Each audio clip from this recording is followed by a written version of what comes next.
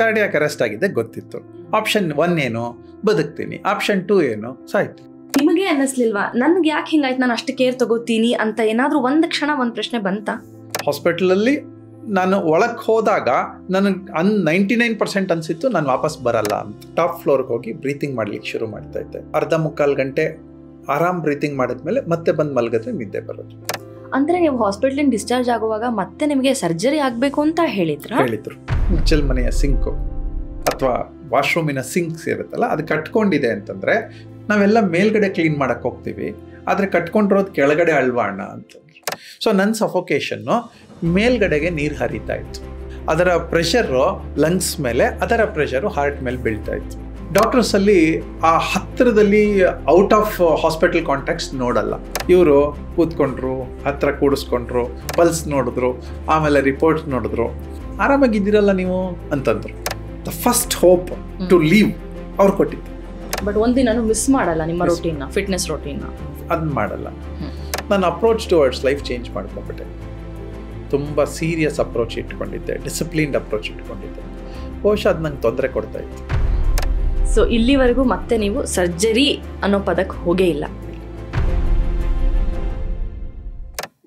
ಏನೋ ಇನ್ಕನ್ವೀನಿಯನ್ಸ್ ಇಂದ ಹಾಸ್ಪಿಟ್ಲಿಗೆ ಹೋಗೋದು, ಟ್ರೀಟ್ಮೆಂಟ್ ತಗೊಳ್ಳೋದು, ಅಲ್ಲಿ ಒಂದು ಹೋಪ್ಸನ್ನ ತಗೊಂಡು ವಾಪಸ್ ಸೇಫಾಗಿ ಮನೆಗೆ ಬರೋದು, ಒಂದು ಫ್ಯಾಮಿಲಿ ಮೆಂಬರ್ಸ್ಗೆ ಅದು ಒಂದು ನಿಟ್ಟುಸಿರು ಬಿಡುವಂಥ ಕ್ಷಣ.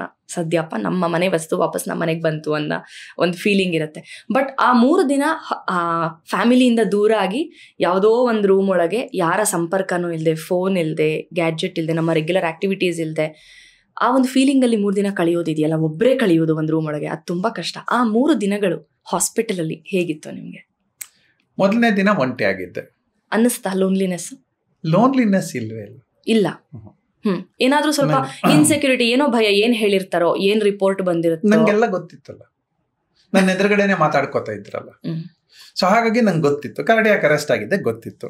ಆಪ್ಷನ್ 1 ಏನು, ಬದುಕ್ತೀನಿ. ಆಪ್ಷನ್ 2 ಏನು, ಸಾಯ್ತು. ಅಷ್ಟು ಈಸಿಯಾಗಿ ತಗೊಳಕ್ ಹೇಗ್ ಸಾಧ್ಯ? ನಿಮಗೆ ಪ್ರಾಕ್ಟಿಕಲ್ ಇನ್ಫಾರ್ಮೇಶನ್ ಅದೇ ಅಲ್ವಾ? ಬಟ್ ಸ್ಟಿಲ್ ನಿಮಗೆ ಅನ್ನಿಸ್ಲಿಲ್ವಾ ನನ್ಗೆ ಯಾಕೆ ಹಿಂಗಾಯ್ತು, ನಾನು ಅಷ್ಟು ಕೇರ್ ತಗೋತೀನಿ ಅಂತ ಏನಾದ್ರೂ ಒಂದು ಕ್ಷಣ ಒಂದು ಪ್ರಶ್ನೆ ಬಂತಾ?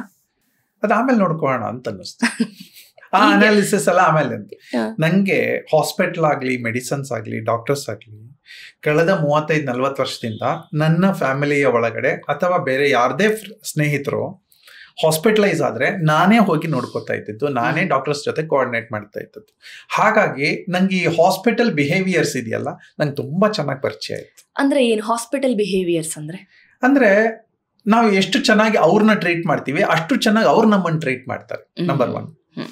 ಮತ್ತೆ ನಾವು ಅನ್ಕೊಂಡ್ಬಿಡ್ತೀವಿ ಡಾಕ್ಟರ್ಸ್ ಅಂತಂದ್ರೆ ಬರೀ ನಮಗೆ ಸರ್ಜರಿ ಮಾಡ್ತಾರೆ, ದುಡ್ಡು ಎಳಿತಾರೆ ಅಂತ ಅನ್ಕೋತೀವಲ್ವಾ. ಆಕ್ಚುಲಿ ಹಾಗಿಲ್ಲ. ಅಲ್ಲಿ ಪ್ರಾಮಾಣಿಕ ಡಾಕ್ಟರ್ಸ್ ಇದ್ದಾರೆ, ಪ್ರಾಮಾಣಿಕವಾಗಿ ಹೇಳುವಂಥವ್ರು ಇದ್ದಾರೆ. ಕೆಲವು ಮೃದುವಾಗಿ ಹೇಳ್ತಾರೆ, ಕೆಲವರು ಕಟುವಾಗಿ ಹೇಳ್ತಾರೆ. ಆದ್ರೆ ದೇ ಆರ್ ಗುಡ್ ಡಾಕ್ಟರ್ಸ್. ಹಾಗಾಗಿ ನಾವು ಇವತ್ತಿಗೂ ಡಾಕ್ಟರ್ ಅಂತಂದ್ರೆ ನಮ್ಮ ಲೈಫ್ ಸೇವಿಯರ್ ಅಂತಾನೆ ಕರೆಯೋದು. ಅದು ಇಂಗ್ಲಿಷ್ ಡಾಕ್ಟರ್ ಆಗಿರ್ಲಿ, ಆಯುರ್ವೇದ ಡಾಕ್ಟರ್ ಆಗಿರ್ಲಿ. ಖಂಡಿತ. ನನಗೆ I was not into any medication. ತಗೊಂಡ್ರೆ ಆಯುರ್ವೇದ ತಗೋತಾ ಇದ್ದೆ. ಆದರೆ ನನ್ನ ಅಡ್ಜಸ್ಟ್ಮೆಂಟ್ ಎಷ್ಟು ಚೆನ್ನಾಗಿತ್ತಂತಂದ್ರೆ, ನಾನು ಅಲ್ಲಿಗೆ ಹೋದ ತಕ್ಷಣ ಅನ್ಕೊಂಡೆ ನನ್ನ ಬುದ್ಧಿವಂತಿಕೆ ಏನು ಬಳಸಬಾರ್ದು ಅಂತ. ಫಸ್ಟ್ ಹಾಸ್ಪಿಟ್ಲ್ ಒಳಗೆ ಸೇರಿದ ತಕ್ಷಣ ಅವ್ರು ಹೇಗೆ ಹೇಳ್ತಾರೆ ಹಾಗೆ ಕೇಳಬೇಕು ಅಂತ. ಸೊ ಅಲ್ಲಿ ನನ್ನ ಬುದ್ಧಿವಂತಿಕೆ ಬರಲಿಲ್ಲ, ಬೇಕಾಗಿರ್ಲಿಲ್ಲ ನನಗೆ. ಸೊ ಅವ್ರು ಏನೋ ಮೆಡಿಸಿನ್ ಕೊಡೋರು, ಇಷ್ಟು ಮಾತ್ರೆ ತಗೊಳ್ಳಿ ಅನ್ನೋರು ಎಲ್ಲ ತಗೋತಾ ಇದ್ದೆ. ಆದರೆ ಡಾಕ್ಟರ್ಸ್ ಜೊತೆ ಮಾತಾಡ್ತಾ ಮಾತಾಡ್ತಾ ನಂಗೆ ಅನ್ನಿಸ್ತು ಅವರಿಗೆ ನನ್ನನ್ನು ಬದುಕಿಸ್ಬೇಕು ಅನ್ನುವ ಆಸೆ ಜಾಸ್ತಿ ಇತ್ತು. Different feel. ಗೊತ್ತಿಲ್ಲ ನನಗೆ ವೈ ಅಂತ ಗೊತ್ತಿಲ್ಲ. ನೀವು ಇರ್ಬೇಕು ಸರ್, ನೀವು ಚೆನ್ನಾಗಿರ್ಬೇಕು. ಭಯದಲ್ಲಿ ಹೇಳಲಿಲ್ಲ, ಭಯಪಡಿಸಿ ಹೇಳಲಿಲ್ಲ. ನಂಗೆ ಹೋಪ್ ತುಂಬಕ್ಕೆ ಶುರು ಮಾಡಿದ್ರು. ಸೊ ಹಾಗಾಗಿ thank those doctors, thank the people who ನನ್ನ ICU ನಲ್ಲಿ ನೋಡ್ಕೋತಾರಲ್ಲ ಅವರು. ಅವರೆಲ್ಲ ಯಾವ್ದು ಬಾಂಧವ್ಯಗಳು ಅಂತ ಅನ್ನಿಸೋಕೆ ಶುರು ಆಗೋಯ್ತು. ಎಲ್ಲರನ್ನೂ ನೋಡ್ಕೋಬೇಕು, ಆದರೆ ನನ್ನನ್ನು ಸ್ಪೆಷಲ್ ಆಗಿ ನೋಡ್ಕೊಳಕ್ ಶುರು ಮಾಡಿದ್ರು. ಏನಕ್ಕೆ ಅಂತ ನಂಗೆ ಅರ್ಥ ಆಗಲಿಲ್ಲ. ಆಮೇಲೆ ಸುಮ್ಮನೆ ಹಾಗೆ ಅನಲೈಸ್ ಮಾಡ್ಕೋತಾ ಸಮಾಜಕ್ಕೆ ಕೆಲಸ ಮಾಡಿದ್ರೆ, ಒಳ್ಳೆ ಕೆಲಸಗಳನ್ನು ಮಾಡಿದ್ರೆ ಗೊತ್ತಿಲ್ಲದೆ ಇರುವ ರೀತಿನಲ್ಲಿ ಈ ಹಾರೈಕೆಗಳು ನಮ್ಮ ಜೊತೆ ಬರುತ್ತೆ ಅಂತ ಗೊತ್ತಿಲ್ಲ, ಬಂತು. 2ನೇ ದಿನ ನಂಗೊಂದು ಸ್ವಲ್ಪ ಫ್ರೀಡಮ್ ಇತ್ತು. ಎಲ್ಲರೂ ಬರ್ಲಿಕ್ಕೆ ಶುರು ಮಾಡಿದ್ರು, ನಮ್ಮ ಮನೆಯವರು 10 ಸಲ ಬರ್ಲಿಕ್ಕೆ ಶುರು ಮಾಡಿದ್ರು. I wanted to get myself occupied. ಅಂದ್ರೆ ನಾನು ಬ್ಯುಸಿಯಾಗಿದ್ದಷ್ಟು ನಂಗೆ ಗೊತ್ತು ನಾನು ಆರೋಗ್ಯವಾಗಿರ್ತೀನಿ.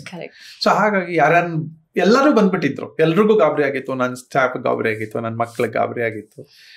ಬಂದ್ರು, ಒಂದ್ ಕಂಡೀಷನ್, ಯಾರು ಅಳಬೇಡಿ ಅಂತ ಹೇಳಿದ್ದೆ, ಕಣ್ಣೀರು ಹಾಕ್ಬೇಡಿ ಅಂತ ನಿಮ್ಗೂ ಹೇಳಿದ್ದೆ, ಹಾಕ್ಬೇಡಿ ಅಂತ. ಕರೆಕ್ಟ್. ಯಾಕೆ? ಆ ಕಣ್ಣೀರು ನನ್ನನ್ನು ವೀಕ್ ಮಾಡಬಾರ್ದು. ನನಗೆ ಸಿಂಪತಿ ಅವಶ್ಯಕತೆ ಇರಲಿಲ್ಲ, ನಾನು ಅವ್ರನ್ನ ನೋಡ್ಬೇಕಾಗಿತ್ತು ಅಷ್ಟೇ, ಅವ್ರು ನನ್ನನ್ನು ನೋಡ್ಬೇಕಾಗಿತ್ತು. ಹಾಸ್ಯ ಮಾಡ್ಕೊಂಡು ಮಾತಾಡ್ಕೊಂಡಿದ್ದೆ. 2ನೇ ದಿನ ಪೂರ್ತ ನಾನು ನನ್ನ ಆಫೀಸ್ನವ್ರ ಜೊತೆ, ನನ್ನ ಟೀಮ್ ಜೊತೆ, ನನ್ನ ಫ್ಯಾಮಿಲಿ ಜೊತೆ, ನನ್ನ ಪರಿವಾರದ ಜೊತೆ ನಾನು ಯಾವ ದಿನಗಳನ್ನ ಅವ್ರ ಜೊತೆ ತುಂಬಾ ಆತ್ಮೀಯವಾಗಿ ಕಳೆಯೋಕ್ಕಾಗಲ್ಲ. 2ನೇ ದಿನ ನಾನು ಅಲ್ಲಿ ಕಳೆದೆ. It was a good experience. 3ನೇ ದಿನದ ಅಷ್ಟೊತ್ತಿಗೆ ನಾನು ಫ್ರೀ ಆಗ್ಬಿಟ್ಟೆ, ಈ ಭಯದಿಂದ ಫ್ರೀ ಆದೆ. ಅದಾದ್ಮೇಲೆ ಹೊರಕ್ಕೆ ಬಂದೆ. It was a good experience. ಹಾಸ್ಪಿಟಲಲ್ಲಿ ನಾನು ಒಳಕ್ಕೆ ಹೋದಾಗ ನನಗೆ 99% ಅನ್ಸಿತ್ತು ನಾನು ವಾಪಸ್ ಬರಲ್ಲ ಅಂತ. ಅಷ್ಟಿತ್ತು ನಂಗೆ, ಪ್ರಾಬ್ಲಮ್ಮು ಅಷ್ಟಿತ್ತು. ಆದ್ರೆ ಹೊರಗೆ ಬರುವಾಗ ನಂಗೆ ಅನ್ಸಿತ್ತು 99% ನಾನು ಚೆನ್ನಾಗಿದ್ದೀನಿ, 1% ಥ್ರೆಟ್ ಅಲ್ಲಿ ಇದ್ದೆ ಅಂತ ಅನಿಸ್ತು. Thanks those doctors. Wow, wonderful. ಇವತ್ತಿನ ಕಾಲದಲ್ಲಿ ಆ ಒಂದು ಗ್ರಾಟಿಟ್ಯೂಡ್ ತೋರಿಸೋದಿದೆಯಲ್ಲ, ಅದು ಬಹಳ ಅಪರೂಪ. You are saying it an open platform, ಒಂದು ಪಬ್ಲಿಕ್ ಪ್ಲಾಟ್ಫಾರ್ಮ್ ಅಲ್ಲಿ ಹೇಳ್ತಾ ಇದ್ದೀರಾ. Because that definitely says a lot about the medical fraternity. ಯಾಕೆಂದ್ರೆ ಒಂದು ಮಿಸ್ಕನ್ಸೆಪ್ಷನ್ ಖಂಡಿತ ಇದೆ ಎಲ್ಲಾ ಕಡೆನೂ. ಇಟ್ಸ್ ಒಂದೇ ನಾಣ್ಯದ 2 ಮುಖ ಅಂತಾರಲ್ಲ, ಹಾಗೆ ಅದು ಒಂದ್ ಕಡೆ ಹೊಗಳಿಕೆ ಆದ್ರೆ ಒಂದ್ ಕಡೆ ತೆಗಳಿಕೆ ಇದ್ದೇ ಇದೆ. ಎಲ್ಲ ದುಡ್ಡು ಮಾಡಿ, ನೀವು ಸ್ಟಾರ್ಟಿಂಗ್ ಹೇಳಿದ್ರಿ ದುಡ್ಡು ಮಾಡಕ್ ಮಾಡ್ತಾರೆ, ಬಿಸ್ನೆಸ್ ಮಾಡಕ್ ಮಾಡ್ತಾರೆ ಅಂತ. ಎಲ್ಲೋ ಒಂದ್ ಕಡೆ ಆ ಕೈಂಡ್ನೆಸ್ ಅನ್ನೋದು ಇನ್ನೂ ಉಳಿದಿದೆ ಅಂತ ಅನ್ಸುತ್ತೆ. ಡಾಕ್ಟರ್ ಬಗ್ಗೆ ನಂಗೆ ಸ್ಪೆಷಲ್ ಅಭಿಮಾನ ಇದೆ. ಯಾವುದೇ ಡಾಕ್ಟರ್ಸ್, ನಾವು ಕೆಲವು ಡಾಕ್ಟರ್ಸ್ನ ನೋಡಿದ್ದೀವಿ ರಾತ್ರಿ 1 ಗಂಟೆ 2 ಗಂಟೆ 3 ಗಂಟೆ, ಅವರ ಮನೆಯ ಕೇರ್ ಇಲ್ಲ, ಅವರ ಆರೋಗ್ಯದ ಕೇರ್ ಇಲ್ಲ. ತನ್ನ ಪ್ಲೆಜರ್ಸನ್ನು ಮುಚ್ಚಿಟ್ಟು ಅವರು ಸೇವೆ ಮಾಡ್ಲಿಕ್ಕೆ ಶುರು ಮಾಡ್ತಾರೆ. ಫೈನ್, ಅವ್ರ ಫೀಸ್ ತಗೋತಾರೆ, ದಟ್ಸ್ ಫೈನ್. ಆದರೆ ನಾವು ಕೊಡುವ ಯಾವ ಫೀಸನ್ನು ಕೂಡ ಅವ್ರಿಗೆ ಇಷ್ಟ ಇಲ್ಲ. ಆ್ಯಕ್ಚುಲಿ ಅದನ್ನ ನಾವು ಕಾನ್ಷಿಯಸ್ ಡಾಕ್ಟ್ರಿಂಗ್ ಅಂತ ಕರಿತೀವಿ. ಕಾನ್ಷಿಯಸ್ ಅಂದರೆ ನಮ್ಮ ಒಳಗಡೆ, ಅವರ ಒಳಗಡೆ ಒಂದು ಕಾನ್ಷಿಯಸ್ನೆಸ್ ಇದೆ. ತಾನು ಮಾಡ್ತಾ ಇರೋದು ಸರಿ, ತಾನು ಮಾಡ್ತಾ ಇರೋದು ತಪ್ಪು ಅಂತ ಅವ್ರಿಗೆ ಗೊತ್ತಿದೆ. ಸೊ ಹಾಗಾಗಿ ಯಾವುದೇ ಡಾಕ್ಟರ್ಸು, ಅದರಲ್ಲೂ ಒಂದು 8-10 ವರ್ಷ ಎಕ್ಸ್ಪೀರಿಯನ್ಸ್ ಆಗಿರೋ ಡಾಕ್ಟರ್ಸ್ ಅಲ್ಲಿ ಒಂದೇ ಒಂದು ಅಯೋಟ ಆಫ್ ಸ್ವಾರ್ಥ ಇರಲ್ಲ. ಅವ್ರು ಮಾಡಿರುವ ಕೆಲಸಕ್ಕೆ ಅವರಿಗೆ ಪೇಮೆಂಟ್ ಬರಲಿ, ಆದರೆ ಹೇಳುವಾಗ ಸುಳ್ಳು ಹೇಳಲ್ಲ, ಮೋಸ ಮಾಡಲ್ಲ. ಸೊ ಹಾಗಾಗಿ my respect towards doctors are very very high. ಖಂಡಿತ. ಹಾಗಾಗಿ ನಾವು ಈ GSS ಮಾಧ್ಯಮನ ಯಾವ ದಿಕ್ಕಿನಲ್ಲಿ ತಗೊಂಡು ಹೋಗಬೇಕು ಅಂತ ಯೋಚನೆ ಮಾಡಿದಾಗ it was a very conscious decision to make it 100% health and wellness channel ಅಂತ. ಈ ಎಲ್ಲ ವಿಚಾರಗಳು ಎಲ್ರಿಗೂ ತಿಳಿಬೇಕು, ಎಲ್ಲರೂ ಆರೋಗ್ಯವಾಗಿರಬೇಕು, ಆರೋಗ್ಯಕರ ಸಮಾಜ, ಆರೋಗ್ಯಕರವಾದ ಪ್ರಕೃತಿ ನಿರ್ಮಾಣ ಆಗಬೇಕು ಅನ್ನೋ ನಿಟ್ಟಿನಲ್ಲಿ hats off. Wonderful. Thank you. Yes. ಈಗ ಹಾಸ್ಪಿಟಲೈಸೇಷನ್ ಆಯಿತು, ಅದರಿಂದ ಡಿಸ್ಚಾರ್ಜ್ ಆಗಿ ಮನೆಗೆ ಬಂದ್ರಿ. ಬಟ್ ಎಲ್ಲೋ ಒಂದು ಮೂಲೆಯಲ್ಲಿ ನಿಮ್ಮ ಒಂದು ಅಪ್ರೋಚ್ ಟುವರ್ಡ್ಸ್ ಮೆಡಿಸಿನ್ ಅಂದಾಗ ಎಲ್ಲೋ ಒಂದು ಡಿಫ್ರೆನ್ಸ್ ಇದೆ. ನೀವು ಹೇಳಿದ್ರಿ ಹಾಸ್ಪಿಟಲ್ ಒಳಗೆ ನನ್ನ ಬುದ್ಧಿವಂತಿಕೆ ಏನು ತೋರಿಸಬಾರ್ದು ಅಂತ. ಮನೆಗೆ ಬಂದ್ಮೇಲೆ ಏನಾಯ್ತು ಹೇಳಿ? How was your condition? What was your medication routine ಹೇಗಿರ್ತಾ ಇತ್ತು ಅಂತ? ಸ್ವಲ್ಪ ದಿನಗಳು ಅನ್ಸರ್ಟನ್ ಆಗೇ ಇತ್ತು. ರಾತ್ರಿ ಆದರೆ ಒಂದು ಸ್ವಲ್ಪ ಬ್ರೀತಿಂಗ್ ಡಿಫಿಕಲ್ಟೀಸ್ ಆಗ್ತಾನೆ ಇತ್ತು. ಓಕೆ. ಬ್ರೀತಿಂಗ್ ಡಿಫಿಕಲ್ಟಿ ಕಂಟಿನ್ಯೂ ಆಗಿತ್ತು, ಆದರೆ ಅಷ್ಟು ಮ್ಯಾಸಿವ್ ಇರಲಿಲ್ಲ. ಅವಾಗ ಏನು ಮಾಡಬೇಕು ಅಂತ ಗೊತ್ತಿತ್ತು. ನಮ್ಮ ಮನೆ ಮೇಲ್ಗಡೆ ಟಾಪ್ ಫ್ಲೋರ್ಗೆ ಹೋಗಿ ಬ್ರೀತಿಂಗ್ ಮಾಡ್ಲಿಕ್ಕೆ ಶುರು ಮಾಡ್ತಾ ಇದ್ದೆ. ಬ್ರೀತಿಂಗ್ ಮಾಡಿ ಒಂದು ಅರ್ಧ-ಮುಕ್ಕಾಲು ಗಂಟೆ ಆರಾಮ್ ಬ್ರೀತಿಂಗ್ ಮಾಡಿದ್ಮೇಲೆ ಮತ್ತೆ ಬಂದು ಮಲಗಿದ್ರೆ ನಿದ್ದೆ ಬರೋದು. ಅನ್ಸರ್ಟನ್ಟಿ ಮತ್ತೆ ಸಫೋಕೇಶನ್ ನಂಗೆ ಇದ್ದೇ ಇತ್ತು. ಅಂದ್ರೆ ನೀವು ಹಾಸ್ಪಿಟಲ್ ಡಿಸ್ಚಾರ್ಜ್ ಆಗುವಾಗ ಮತ್ತೆ ನಿಮಗೆ ಸರ್ಜರಿ ಆಗಬೇಕು ಅಂತ ಹೇಳಿದ್ರು. ಓಕೆ. ಆದರೆ EF ಅಂತ, ಎಜೆಕ್ಷನ್ ಫ್ರಾಕ್ಷನ್ ಅಂತ, ಅದು 40% ದಾಟಿದ್ರೆ ಮಾತ್ರ ಹಾರ್ಟ್ಗೆ ಈ ಸರ್ಜರಿ ತಡ್ಕೊಳ್ಳುತ್ತೆ, ಇಲ್ದಿದ್ರೆ ತಡ್ಕೊಳ್ಳಲ್ಲ. ನಂದು 25% ಇತ್ತು at the time of discharge. So ತುಂಬಾ ಲೋ ಇತ್ತು. ಅಂದ್ರೆ ಹಾರ್ಟ್ಗೆ ಆ ಪ್ರೆಷರ್ ಕೊಡ್ಲಿಕ್ಕೆ ಆಗಲ್ಲ, ಸರ್ಜರಿ ಮಾಡೋಕ್ಕಾಗಲ್ಲ, ಲೆಟ್ಸ್ ವೆಯ್ಟ್ ಫಾರ್ 15 days ಅಂತಂದ್ರು. ನಾನು ಮನ್ಸಲ್ಲಿ ಅನ್ಕೋತಾ ಇದ್ದೆ, ದಯವಿಟ್ಟು ಸರ್ಜರಿ ಬೇಡ ಡಾಕ್ಟ್ರೆ ಅಂತ ನಾನು ಅನ್ಕೋತಾ ಇದ್ದೆ. ರೋಗಿ ಬಯಸಿದ್ದು ಹೆಂಗೋ 15 ದಿನ ಪೋಸ್ಟ್ಪೋನ್ ಮಾಡಿದ್ರು. ಆ 15 ದಿನದಲ್ಲಿ ನಾನು ಈ ಹಾರ್ಟ್ ಅನ್ನ ರೆಡಿ ಮಾಡ್ಕೋಬೋದಾ ಅಂತ ನಂಗೆ ಅನ್ನಿಸ್ತಾ ಇತ್ತು. ರೆಡಿ ಅಂದ್ರೆ ನಾನು ಇನ್ನೂ ಚೆನ್ನಾಗಿ ಮಾಡ್ಬೋದಾ, ಆ ಎಫಿಷಿಯನ್ಸಿನ ನಾನು ಜಾಸ್ತಿ ಮಾಡ್ಬೋದಾ, EFನ ಜಾಸ್ತಿ ಮಾಡ್ಬೋದಾ ಅಂತ. ಓಕೆ. ಮೊದಲನೇದು ನನ್ನ ಮಾನಸಿಕ ಶಕ್ತಿ. ನಾನು ಕುಗ್ಲಿಲ್ಲ, ಕುಗ್ಗಿಸ್ಲಿಲ್ಲ, ಮತ್ತು ಒಳಗಡೆ ಒಂದು ಎನರ್ಜಿ ಇರುತ್ತೆ, ಯೋಗದ ಎನರ್ಜಿ. ಅದು ನನಗೆ ಮಾತ್ರ ಅರ್ಥ ಆಗತ್ತೆ. ಆ ಎನರ್ಜಿಯನ್ನು ತುಂಬ್ತಾ ಹೋದೆ. ಅದು ತುಂಬ್ತಾ ಹೋಗ್ತಾ ಇದ್ದಂಗೆ ನನಗೆ ಆ ಸಫೋಕೇಶನ್ ಕಡಿಮೆ ಆಗ್ತಾ ಬಂತು. ಒಬ್ಬರು ಡಾಕ್ಟರ್ ಶ್ರೀಕಾಂತ್ ಅಂತ ನಂಜನಗೂಡಲ್ಲಿ ಅವ್ರು ಹೇಳಿದ್ರು, ನಾವೆಲ್ಲರೂ ಒಂದು ಥೀಮ್ ಕೊಟ್ಟರು, ನನಗೆ ತುಂಬ ಇಷ್ಟ ಆಗಿತ್ತು, ಲಾಜಿಕಲಿ ಅನಿಸಿದ್ದು. ನಾವೆಲ್ಲ ಈ ಸಿಂಕ್ ಕಟ್ಕೊಂಡಿದೆ ಅಂತಂದರೆ, ಮುಚ್ಚಲ್ ಮನೆಯ ಸಿಂಕು ಅಥವಾ ವಾಶ್ರೂಮಿನ ಸಿಂಕ್ಸ್ ಇರುತ್ತಲ್ಲ, ಅದು ಕಟ್ಕೊಂಡಿದೆ ಅಂತಂದರೆ ಮೇಲೆ ನೀರು ತೇಲ್ತಾ ಇದೆ ಅಂತ. ನಾವೆಲ್ಲ ಮೇಲ್ಗಡೆ ಕ್ಲೀನ್ ಮಾಡಕ್ಕೆ ಹೋಗ್ತೀವಿ, ಆದರೆ ಕಟ್ಕೊಂಡಿರೋದು ಕೆಳಗಡೆ ಅಲ್ವಾ ಅಣ್ಣ ಅಂತಂದ್ರೆ, ಅಂದರೆ ಪೈಪಲ್ಲಿ ಅಲ್ವಾ ಕಟ್ಕೊಂಡಿರೋದು, ಅಲ್ಲಿ ಬ್ಲಾಕೇಜ್ ಇದೆ ಅಂತ. ಸೊ ಅವ್ರು ನನಗೆ ಆ ಹೋಲಿಕೆ ಯಾಕೆ ಕೊಟ್ಟರು ಅಂತಂದರೆ, ನಿಮ್ಮಲ್ಲೂ ಅದಾಗಿದೆ, ಬಹುಶಃ ನಿಮ್ಮಲ್ಲಿ ಕಿಡ್ನಿ ಫಂಕ್ಷನ್ಸ್ ಅಲ್ಲಿ ಸ್ವಲ್ಪ ಪ್ರಾಬ್ಲಮ್ ಆಗಿದೆ, ಮತ್ತು ಪ್ರೊಸ್ಟೇಟಲ್ಲಿ ಒಂದು ಸ್ವಲ್ಪ ಪ್ರಾಬ್ಲಮ್ ಆಗಿದೆ, ಅದು ನಿಮಗೆ ಸ್ಟೋನು ಇರ್ಬೋದು ಅಥವಾ ಆ ಫಿಲ್ಟ್ರೇಷನ್ ಸರಿಗಿಲ್ಲದೆ ಇರ್ಬೋದು ಅಂತ ಹೇಳಿ ಅವರು ಒಂದು ಎಕ್ಸ್ಟ್ರಾ ಟಾನಿಕ್ ಕೊಟ್ಟರು ನನಗೆ. ಹೇಳಿದ್ರು, ನಾನು ತೊಗೊಂಬಂದೆ, ಫೋನಲ್ಲೇ ಹೇಳಿದ್ರು. ಆದರೆ ಆ ಲಾಜಿಕ್ ನಂಗೆ ಅರ್ಥ ಆಗ್ಲಿಕ್ಕೆ ಶುರು ಆಯಿತು. ಅದೊಂದು ಲಾಜಿಕ್, ಅದೊಂದು ಬ್ಯೂಟಿಫುಲ್ ಸೈನ್ಸ್ ನಂಗೆ ಅರ್ಥ ಆಗೋಕೆ ಶುರು ಆಯಿತು. ನಾನು ಅವಾಗ ಅದ್ರ ಕಡೆ ಗಮನ ಕೊಟ್ಟು, ಅದಕ್ಕೆ ಆಯುರ್ವೇದದಲ್ಲಿ ಏನೇನಿದೆ, ಈ ಕಿಡ್ನಿಯನ್ನ ಸ್ಟ್ರಾಂಗ್ ಮಾಡೋಕ್ಕೆ ಏನಿದೆ, ಮೆಡಿಕಲ್ ಇವತ್ತು ಗೂಗಲಲ್ಲಿ ನಿಮಗೆ ಬೇಕಾದ ಯಾವುದೇ ಮಾತ್ರೆ ಕೊಟ್ಟರು ಕೂಡ ಆ ಮಾತ್ರೆಗೆ ಡಿಸ್ಕ್ರಿಪ್ಷನ್ಸ್ ಡೀಟೇಲ್ಸು ನಿಮ್ಗೆ ಗೂಗಲಲ್ಲಿ ಸಿಗುತ್ತೆ. ಹೌದು, ಸಿಗುತ್ತೆ. ಏನು ಕೊಟ್ಟಿದ್ದಾರೆ, ಎಷ್ಟು ಡೋಸ್ ಕೊಟ್ಟಿದ್ದಾರೆ, ಅದರ ಸಬ್ಸ್ಟಿಟ್ಯೂಟ್ ಆಯುರ್ವೇದದಲ್ಲಿ ಏನಿದೆ, ಇಸ್ ಇಟ್ ಪವರ್ಫುಲ್, ಓದಕ್ಕೆ ಶುರು ಮಾಡಿದೆ. ನಂಗೆ ಇನ್ನೇನು ಕೆಲಸ, ಈಗ ನನ್ನನ್ನು ನಾನು ಸ್ಟಡಿ ಮಾಡ್ಕೊಳ್ಳೋದೇ ಕೆಲಸ ಆಯಿತು. ಸೊ ಅದನ್ನು ಸರಿ ಮಾಡ್ಕೊಳ್ಳೋಕೆ ಶುರು ಮಾಡಿದೆ. ಒಂದು 15 ದಿನ ಆಗೋ ಅಷ್ಟೊತ್ತಿಗೆ ಅದೆಲ್ಲ ಕ್ಲೀನ್ ಆಯಿತು. ಸೊ ನನ್ನ ಸಫೋಕೇಶನ್ನು ಮೇಲ್ಗಡೆಗೆ ನೀರು ಹರಿತಾ ಇತ್ತು, ಅಂದರೆ ವಾಟರ್ ಫ್ಲೋ ಮೇಲ್ಗಡೆಗೆ ಹರಿತಾ ಇತ್ತು. ಅದರ ಪ್ರೆಷರು ಲಂಗ್ಸ್ ಮೇಲೆ, ಅದರ ಪ್ರೆಷರು ಹಾರ್ಟ್ ಮೇಲೆ ಬೀಳ್ತಾ ಇತ್ತು. ನಂಗೆ ಅರ್ಥ ಆಗೋಕೆ ಶುರು ಆಯ್ತು, ಇದು ನನ್ನ ದೇಹ, ಇದು ನಾನು ಕ್ಲೀನ್ ಮಾಡ್ಕೊಳ್ಳೋ ಡ್ಯೂಟಿ. ಅರ್ಧರಾತ್ರಿಲಿ ಯಾವ ಡಾಕ್ಟರ್ ಹತ್ರ ಹೋಗೋದು, ಎಷ್ಟೇ ಹತ್ತಿರದ ಡಾಕ್ಟರ್ ಆದ್ರೂ ಕೂಡ ಮತ್ತೆ ಹೋಗಿ ಎಷ್ಟು ಸಲ ಅಡ್ಮಿಟ್ ಆಗೋದು. So I wanted to see that I will be self dependent. ನಾನು ಕಲಿತಂತಹ ಅಥವಾ ನಾನು ತಿಳ್ಕೊಂಡಂತಹದನ್ನ ಅಡಾಪ್ಟ್ ಮಾಡ್ಲಿಕ್ಕೆ ಶುರು ಮಾಡಿದೆ. ಸೊ ನೀರನ್ನ ವಾಪಸ್ ಫ್ಲೋ ಮಾಡಿಸ್ಬೇಕಾದ್ರೆ ಡ್ರೈನ್ ಔಟ್ ಮಾಡಬೇಕು. ಸೊ ಡ್ರೈನ್ ಔಟ್ ಮಾಡೋಕ್ಕೆ ಏನೇನು ಟೆಕ್ನಿಕ್ಸ್ ಹುಡುಕೊಂಡೆ. ಯೋಗದ ಟೆಕ್ನಿಕ್ಸು, ನೀರು ಕಡಿಮೆ ಕುಡಿಯೋದು. ಅವರು ನನಗೆ ಡಯೂರಿಟಿಕ್ಸ್ ಅಂತ ಕೊಟ್ಟಿದ್ರು. ಆ ಡಯೂರಿಟಿಕ್ಸ್ನ ತಗೋತಾ ಇದ್ದೆ. ಮಾತ್ರೆ ನಿಲ್ಲಿಸ್ಲಿಲ್ಲ, ಮಾತ್ರೆ ಜೊತೆಗೆ ಸಬ್ಸ್ಟಿಟ್ಯೂಟ್ ಬದಲು ನಾನು ಇದಾಗಿ ಕೊಡೋಕ್ಕೆ ಶುರು ಮಾಡಿದೆ, ಸಪ್ಲಿಮೆಂಟ್ರಿ ಆಗಿ ಕೊಡ್ಲಿಕ್ಕೆ ಶುರು ಮಾಡಿದೆ ಆಯುರ್ವೇದದ್ದು. ಸೊ 2 ವರ್ಕ್ ಆಗ್ಲಿಕ್ಕೆ ಶುರು ಆಯಿತು. ಚೂರೇ ಇಂಪ್ರೂವ್ಮೆಂಟ್ ಆಯಿತು. ಸೊ ಒಂದ್ ಕಡೆ ಹಾಸ್ಪಿಟಲ್ ಡಾಕ್ಟರ್ ಹೇಳಿದ ಮೆಡಿಸಿನ್ನು ತಗೊಳ್ತಾ ಇದ್ರಿ, ಇನ್ನೊಂದ್ ಕಡೆ ಏನೋ ಸೈಡ್ ಎಫೆಕ್ಟ್ ಇಲ್ಲದೆ, ಏನು ಹಾರ್ಮ್ ಮಾಡದೇ ಇರುವಂತಹ ಮತ್ತೊಂದು ಮೆಡಿಕೇಶನ್ ಮೆಥಡಾಲಜಿನಲ್ಲಿ ಇದನ್ನ ತಗೊಳ್ತಾ ಇದ್ದೆ. ಇದರ ಮಧ್ಯದಲ್ಲಿ ನನ್ನ ಸ್ನೇಹಿತರೊಬ್ರು ಬೆಂಗಳೂರಿನ ಡಾಕ್ಟರ್ ಪ್ರಭಾವತಿ ಅಂತ, ಅವರು ಮೈಸೂರಿಗೆ ಬರ್ತಾ ಇದ್ದಾರೆ, ನಮ್ಮ ಮನೆಗೆ ಬರ್ತಾರೆ, ನಿಮ್ಮ ರಿಪೋರ್ಟ್ಸ್ ತಗೊಂಡು ಬರ್ತೀರಾ ಅಂತ ನನಗೆ ನನ್ನ ಸ್ನೇಹಿತರು, ಹಿರಿಯ ಸ್ನೇಹಿತರು GR ನಾಗರಾಜ್ ಅಂತ, ಅವ್ರು ನಂಗೆ ಹೇಳಿದ್ರು. ಆಯಿತು, ಡೇಟ್ ಫಿಕ್ಸ್ ಮಾಡಿ ಕೊಟ್ಟರು. ನನ್ನ ರಿಪೋರ್ಟ್ಸ್ ಎಲ್ಲ ತೊಗೊಂಡೋಗಿದ ತಕ್ಷಣ, ಅವ್ರು ನೋಡಿದ ತಕ್ಷಣ ನಂಗೆ ಅನ್ನಿಸ್ತು, ಇವರು ದೇವತೆ ಇರಬೇಕು ಅಂತ. ವೈ? ನಾರ್ಮಲಿ ಡಾಕ್ಟರ್ಸಲ್ಲಿ ಆ ಹತ್ತಿರದಲ್ಲಿ ಔಟ್ ಆಫ್ ಹಾಸ್ಪಿಟಲ್ ಕಾಂಟ್ಯಾಕ್ಟ್ಸ್ ನೋಡಲ್ಲ. ಇವರು ಕೂತ್ಕೊಂಡ್ರು, ಹತ್ರ ಕೂಡಿಸ್ಕೊಂಡ್ರು, ಪಲ್ಸ್ ನೋಡಿದ್ರು, ಆಮೇಲೆ ರಿಪೋರ್ಟ್ಸ್ ನೋಡಿದ್ರು. ಆರಾಮಾಗಿದ್ದೀರಲ್ಲ ನೀವು ಅಂತಂದ್ರು, ಚೆನ್ನಾಗಿದ್ದೀರಾ ನೀವು ಅಂತಂದ್ರು.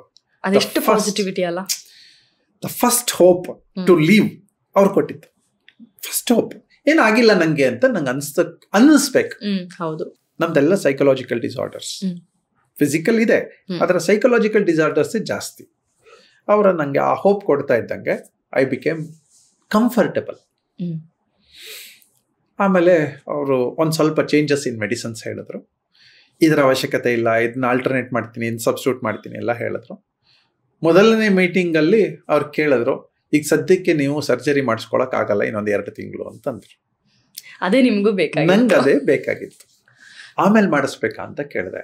ಅಷ್ಟೊತ್ತಿಗೆ ಮೆಡಿಸನ್ ಏನಾದ್ರು ನಿಮ್ಮ ಆ ಪವರ್ ತೋರ್ಸೋಕೆ ಶುರು ಮಾಡಿದ್ರೆ ಮತ್ತೆ ಸರ್ಜರಿ ಬೇಕಾಗಿಲ್ಲ, ಮೆಡಿಸನ್ಸ್ ಅಲ್ಲಿ ಕಂಟಿನ್ಯೂ ಮಾಡ್ಬೋದು. ನನ್ನ ಜೊತೆಲಿ GR ನಾಗರಾಜ್ ಇದಾರಲ್ಲ, ಅವ್ರನ್ನ ನೋಡಿ 25 ವರ್ಷದಿಂದ ಸರ್ಜರಿ ಇಲ್ಲದೆ, ಅವ್ರಿಗೂ ಹಾರ್ಟ್ ಪ್ರಾಬ್ಲಮ್ ಆಗಿತ್ತು, ಅವ್ರಿಗೂ ಬ್ಲಾಕೇಜ್ ಆಗಿತ್ತು, ಮೆಡಿಸನ್ಸ್ ಅಲ್ಲಿ ಮ್ಯಾನೇಜ್ ಮಾಡ್ತಾ ಇದ್ದಾರೆ. 25 ವರ್ಷದ ಹಿಂದೆ ಅವ್ರನ್ನ ಸರ್ಜರಿ ಟೇಬಲ್ ಕರ್ಕೊಂಡು ಹೊರಟೋಗಿದ್ರು, ಇವರೇ ಅವ್ರನ್ನ ಹೊರಗೆ ಕರ್ಕೊಂಬಂದ್ರು. ಡಾಕ್ಟರ್ ಪ್ರಭಾವತಿ ಅವರು ಒಪ್ಕೊಂಡ್ರು, ನನಗೆ ಹೀಗಾಗಿತ್ತು ಅಂತ. ನನಗೆ ಮೆಡಿಸನ್ಸ್ ಇದೆ, ಮ್ಯಾನೇಜ್ ಮಾಡಬೇಕು, ಅದು ಅಭ್ಯಾಸ ಆಗೋಗುತ್ತೆ ನಿಮಗೆ ಅಂತಂದ್ರು. ಸೊ ಮೆಂಟಲಿ ರೆಡಿ ಆದರೆ ಸರ್ಜರಿಗಿಂತ ಬೆಟರ್ ಈಸ್ ಮೆಡಿಸನ್ಸ್. ಸರಿ, 2ನೇ ಸ್ಟೇಜು. ಅದಾದಮೇಲೆ ಒಂದು 2 ದಿನದ ಇನ್ಕನ್ವೀನಿಯನ್ಸ್ ಆಯಿತು. ಅವ್ರದ್ದೇ ಶಿಷ್ಯರು ಒಬ್ಬರು ಡಾಕ್ಟರ್ ಸಚಿನ್ ರಾವ್ ಅಂತ, ಅವರ ಜೊತೆಯಲ್ಲಿ ಬೆಳೆದಂಥವ್ರು. ಅವರು ಮೈಸೂರಿನ ಜಯದೇವದಲ್ಲಿದ್ದರು. ಅವ್ರ ಹತ್ರ ಹೋಗಿ ತೋರಿಸ್ಕೊತಾ ಇದ್ದೆ, ಎಫಿಷಿಯನ್ಸಿ ಇಂಪ್ರೂವ್ ಆಗಿದೆಯಲ್ಲ ಅಂತಂದ್ರು. 25 ಇದ್ದು 35 ಹೋಗಿತ್ತು. So it was it was a good growth ಅಂತ ಅಂದ್ರು. ಆಮೇಲೆ ECG ಮಾಡಿದ್ರು, ನಾರ್ಮಲ್ ಇದೆ ಅಂತಂದ್ರು. ಪಲ್ಸ್ ನೋಡಿದ್ರು, ಎಲ್ಲ ನಾರ್ಮಲ್ ಇದೆ. ನೀವು ಮ್ಯಾನೇಜ್ ಮಾಡ್ಬೇಕಷ್ಟೇ ಇಲ್ಲಿಂದ ಜೀವನನ. ಸೊ ಸರ್ಜರಿ ಬೇಕಾ ಅಂತಂದೆ, ಅವಶ್ಯಕತೆ ಇಲ್ಲ ಅಂತಂದ್ರು. ಅವ್ರಿಗೂ 30 ವರ್ಷ ಎಕ್ಸ್ಪೀರಿಯನ್ಸ್. ಪ್ರಭಾವತಿ ಅವರು, ಸಚಿನ್ ರಾವ್ ಅವರು ನನಗೆ ಧೈರ್ಯ ಕೊಟ್ರು, ಬದುಕುವ ಧೈರ್ಯ, ಮತ್ತು ನಂಗೆ ಏನೂ ಆಗಿಲ್ಲ ಅನ್ನುವ ಧೈರ್ಯ. Medicines are there. ಆಮೇಲೆ ಬ್ಲಡ್ ಥಿನ್ನರ್ಸ್ ಕೊಟ್ಟರು, ಮೆಡಿಸನ್ಸ್ ಎಲ್ಲ ತಗೋತಾ ಇತ್ತು.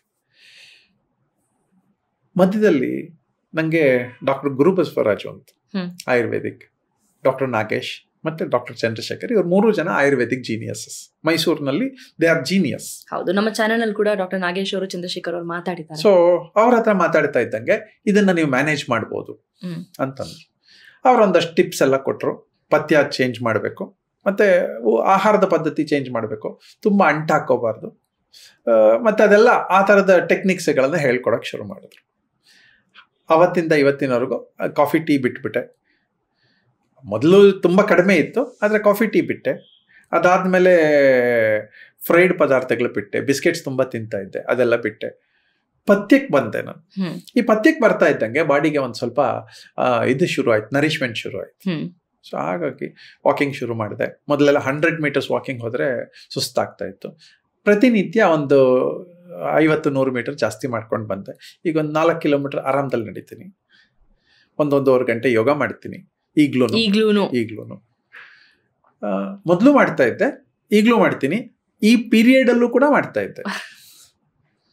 ಮತ್ತೆ ಮೊದಲೆಲ್ಲ ಅಗ್ರೆಸಿವ್ ಆಗಿ ಮಾಡ್ತಾ ಇದ್ದೆ, ಈಗ ಆ ಟೈಮ್ ಸೆನ್ಸ್ ಬಿಟ್ಟು ಮಾಡ್ತೀನಿ. ಮೊದಲೆಲ್ಲ 6 ಗಂಟೆಗೆ ಮಾಡಬೇಕು ಅಂದ್ರೆ 6 ಗಂಟೆ ಶಾರ್ಪ್ ಮಾಡಲೇಬೇಕು. ಈಗ ಆ ಪ್ರೋಟೋಕಾಲ್ಸ್ ಇಟ್ಕೋತಾ ಇಲ್ಲ. 6 ಆಗ್ಲಿಲ್ಲಪ್ಪ, 7 ಆಯ್ತು, 7 ಆದ್ರೂ ಮಾಡ್ತೀನಿ. 6:45, 7 ಮಾಡ್ತೀನಿ. ಬಟ್ ಒಂದಿನ ಮಿಸ್ ಮಾಡಲ್ಲ ನಿಮ್ಮ ರೂಟೀನ್, ಫಿಟ್ನೆಸ್ ರೂಟೀನ್ ಅದನ್ನ ಮಾಡಲ್ಲ. ಸೊ ಪ್ರತಿನಿತ್ಯ ಒಂದು 15-20 ನಿಮಿಷ ಸೂರ್ಯನ ಎದುರುಗಡೆ ಡೆಫಿನೆಟ್ಲಿ ಕೂತ್ಕೋತೀನಿ. ಆ ಸೂರ್ಯನ ಎದುರುಗಡೆ ಕೂತಾಗ ನಂಗೊಂದು ಪವರ್ಫುಲ್ ಎನರ್ಜಿ ಬರುತ್ತೆ. ಏನು ಬ್ಲಡ್ ಥಿನ್ನಿಂಗ್ ಎಕೋಸ್ಪ್ರಿನ್ ಕೊಡ್ತಾರೆ, ಆ ಎಕೋಸ್ಪ್ರಿನ್ಗೆ ನಂಗೆ ಬ್ಲಡ್ ಥಿನ್ನರು, ನ್ಯಾಚುರಲ್ ಬ್ಲಡ್ ಥಿನ್ನರು ಸೂರ್ಯನ ಆಗುತ್ತೆ. ಬ್ಲಡ್ ಪ್ಯೂರಿಫಿಕೇಶನ್ ಆಗುತ್ತೆ. ಸುಮ್ಮನೆ ಕೂತ್ಕೊಳ್ಳೋದ್ರ ಜೊತೆಗೆ ಒಂದು ಸ್ವಲ್ಪ ಆಸನ, ಒಂದು 3/4 ಗಂಟೆ ಅಷ್ಟು ಪ್ರಾಣಾಯಾಮ ಮಾಡ್ತೀನಿ. ಪ್ರಾಣಾಯಾಮ ಇಟ್ಸ್ ಒನ್ಸ್ ಅಗೇನ್ ನನ್ನ ಬ್ಲಡ್ ಕ್ಲೀನರ್, ಅದು ಬ್ಲಡ್ ಪ್ಯೂರಿಫೈಯರ್ ಅದು. ಸೊ ಅದು ಮಾಡ್ತಾ ಇದ್ದೆ. ಮನಸ್ಸಿಗೆ ಚೆನ್ನಾಗಿದೆ. ನನ್ನ ಅಪ್ರೋಚ್ ಟುವರ್ಡ್ಸ್ ಲೈಫ್ ಚೇಂಜ್ ಮಾಡ್ಕೊಂಡ್ಬಿಟ್ಟೆ. ತುಂಬ ಸೀರಿಯಸ್ ಅಪ್ರೋಚ್ ಇಟ್ಕೊಂಡಿದ್ದೆ, ಡಿಸಿಪ್ಲಿನ್ಡ್ ಅಪ್ರೋಚ್ ಇಟ್ಕೊಂಡಿದ್ದೆ. ಬಹುಶಃ ಅದು ನಂಗೆ ತೊಂದರೆ ಕೊಡ್ತಾ ಇತ್ತು. ಸ್ಟ್ರೆಸ್ ಆಗ್ತಿತ್ತ ಅಂತ ಡಿಸಿಪ್ಲಿನ್ಡ್ ಅಪ್ರೋಚ್ನ ತೆಗೆದ್ಬಿಟ್ಟೆ. ರಿಸಲ್ಟ್ಸ್ ಆರ್ ನಾಟ್ ನೀಡೆಡ್ ಅಂತ ನಂಗೆ ಅನ್ಸೋಕೆ ಶುರು ಆಯಿತು. ರಿಸಲ್ಟ್ಸು ಎ ಬರ್ಬೋದು, ಬಿ ಬರ್ಬೋದು, ಸಿ ಬರ್ಬೋದು. Started accepting people as they are. ಒಳಗಡೆ ಒಂದು ಗೊಣಗುವಿಕೆ ಇತ್ತು. ಸಮಾಜ ಹಿಂಗೆ ಕೆಟ್ಟೋಗ್ತಾ ಇದೆ, ಹಿಂಗಾಗ್ತಾ ಇದೆ, ಆಫೀಸ್ ನಡೀತಾ ಇಲ್ಲ, ಎಲ್ಲ ಏನೇನೋ ಅನಿಸ್ತಾ ಇತ್ತು. ಅದೆಲ್ಲ ತೆಗೆದ್ಬಿಟ್ಟೆ ಸಿಸ್ಟಮಿಂದ. ನಾನಿದ್ರೆ ತಾನೇ ಇವೆಲ್ಲ. ಸೊ ನಾನು ಇರಬೇಕು ಅಂತಂದ್ರೆ ನನ್ನ ಜೊತೆ ಸಮಾಜ ಹೊಂದ್ಕೊಳ್ಳಲ್ಲ, ನಾನು ಸಮಾಜದ ಜೊತೆ ಹೊಂದ್ಕೋಬೇಕು. ಪ್ರಾಕ್ಟಿಕಾಲಿಟಿ. ಪೂರ್ಣಮತಂ ಪೂರ್ಣಮಿತಂ. ಪೂರ್ಣ ಅಂತಂದ್ರೆ ಲಿವಿಂಗ್ ವಿತ್ ಇಂಪರ್ಫೆಕ್ಷನಿಸ್ಟ್ಸ್ ಅಂತ. ನಮ್ಮ ಇಡೀ ಸಿಸ್ಟಮ್ ಅಲ್ಲಿ ಇಂಪರ್ಫೆಕ್ಷನಿಸ್ಟೇ ಹೈಯೆಸ್ಟ್ ಇರೋದು. ನಾವು ಅನ್ಕೋತೀವಿ ನಾವು ಪರ್ಫೆಕ್ಟ್ ಇದ್ದೀವಿ ಅಂತ. ಆಕ್ಚುಲಿ ಪರ್ಫೆಕ್ಟ್ ಅಲ್ಲ ನಾವು. ಪರ್ಫೆಕ್ಷನ್ ಅನ್ನೋದು ಪರ್ಫೆಕ್ಟ್ ಜನರ ಜೊತೆಲಿ ಇರೋದಲ್ಲ. ಪರ್ಫೆಕ್ಷನ್ ಅನ್ನೋದು ಇಂಪರ್ಫೆಕ್ಟ್ ಜನರ ಜೊತೆಲಿ ಹೇಗೆ ಬದುಕ್ತೀವಿ ಅಂತ. ಸೊ ಆ ಇಂಪರ್ಫೆಕ್ಷನ್ ನಾನು ರೂಢಿ ಮಾಡ್ಕೊಳಕ್ ಶುರು ಮಾಡಿದೆ. ನಂದಲ್ಲ ಡೊಮೈನ್ ಅದು. ರೈಟ್. ಆದ್ರೆ ಇಂಪರ್ಫೆಕ್ಟ್ ಆಗಿ ಬದುಕಲಿಕ್ಕೆ ಶುರು ಮಾಡಿದೆ. ಇಂಟರ್ನಲಿ ಡಿಸಿಪ್ಲಿನ್ಡ್ ಆಗ್ಲಿಕ್ಕೆ ಶುರು ಮಾಡಿದೆ. That is most important. ಅದನ್ನ ಕೇಳುವವರು ಹೇಗೆ ತಗೊಳ್ತಾರೆ ಅಂತ. ಹಂಗೆ ಹೆಂಗಿದ್ರು ಓಕೆನಾ ಅಂತಂದ್ರೆ ಇಂಟರ್ನಲಿ ಡಿಸಿಪ್ಲಿನ್ಡ್. ಆಹಾರ ಎಷ್ಟು ಬೇಕೋ ಅಷ್ಟೇ ತಗೋತೀನಿ. ಈಗ ಒಂದು ಸ್ಪೂನ್ ಕೂಡ ಜಾಸ್ತಿ ತಗೊಳ್ಳಲ್ಲ. ಮೊದಲು ತುಂಬಾ ತಿಂತಾ ಇದ್ದೆ, ಎಕ್ಸ್ಪೆರಿಮೆಂಟ್ ತುಂಬಾ ಮಾಡ್ತಾ ಇದ್ದೆ. 2 ದಿನ ಪೂರ್ಣ ಉಪವಾಸ ಇರೋದು, 2 ದಿನ ಚೆನ್ನಾಗಿ ತಿನ್ನೋದು, ಇದೆಲ್ಲ ಮಾಡ್ತಾ ಇದ್ದೆ. ಸೊ ಅದು ಈ ಏಜ್ ಅಲ್ಲಿ ಇನ್ ಸೂಟ್ ಆಗಲ್ಲ ಅಂತ ನಂಗೆ ಅನ್ನಿಸ್ತು. ಹಾಗಾಗಿ ಊಟ ಎಲ್ಲ ಲಿಮಿಟೆಡ್. ಸೊ ಇಲ್ಲಿವರೆಗೂ ಮತ್ತೆ ನೀವು ಸರ್ಜರಿ ಅನ್ನೋ ಪದಕ್ಕೆ ಹೋಗೇ ಇಲ್ಲ. ಹಾಗೆ ನ್ಯಾಚುರಲ್ ಆಗಿ ನೀವು ಹೀಲ್ ಮಾಡ್ಕೊಳ್ತಾ ಬಂದಿದ್ದೀರಾ, ಮೆಂಟಲಿ, ಫಿಸಿಕಲಿ, ಮಾರಲಿ. ಗೊತ್ತಿಲ್ಲ, ನನ್ನ ಸುತ್ತ ಇರುವಂತಹ ಒಂದಷ್ಟು ಜನ ನನ್ನನ್ನು ಪ್ಯೂರಿಟಿಗೆ ತಗೊಂಡು ಹೋಗ್ತಾ ಇದ್ದಾರೆ. That's it.